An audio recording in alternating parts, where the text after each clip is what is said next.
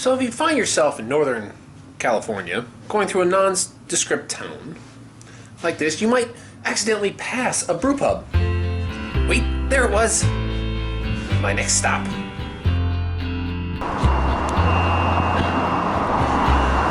I am in Susanville, California. I know it's not a city you hear about, and I don't think I'd even call it a city. It's a town. That's about 17,000 people. It has a brew pub. I know absolutely nothing about this place, so yeah, we'll find out.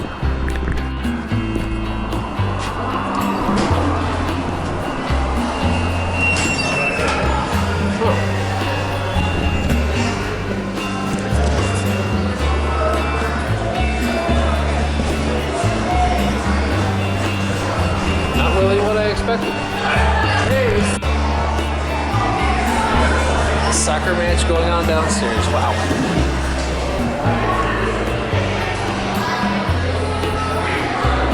That's a big bar. Hello! Just looking at the menu, what they got on. They got about 8 beers. Lots of stuff to choose from. I guess how else do you start the day? Pilsner.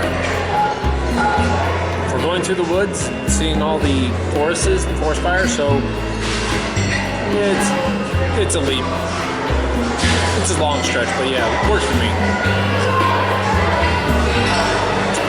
Sharp, clean, watering it down.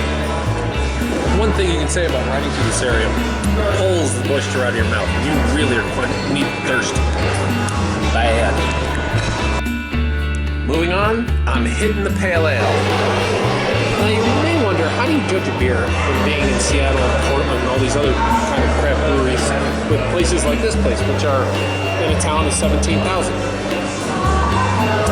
Well, it kind of goes with what the brewery you're in.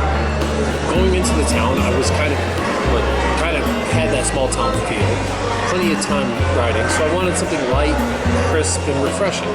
And a Pilsner here did this for me, exactly as I needed. Big cities you can indulge in these really fancy things, but really when it comes to the core, you can have 2 and have a great brew pub. You can have 6 great brew pub, 8, 12, 20. It can be a fantastic time no matter what. It's the setting which makes it fun, not the beer which determines how good it is. I'll have to get a picture of that better. This right here could be a fun place. And they're attached to a pizza place, which is what I've now learned what that is about. And finally, the star of the show, their porter on nitro, an imperial porter.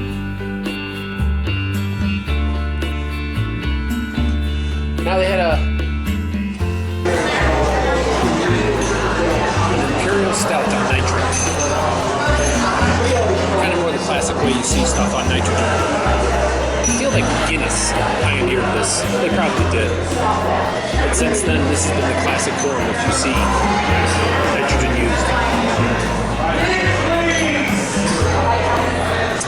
Smooths out the flavor. With the less acidity, you can really kind of taste the malt backbone and even kind of the alcohol.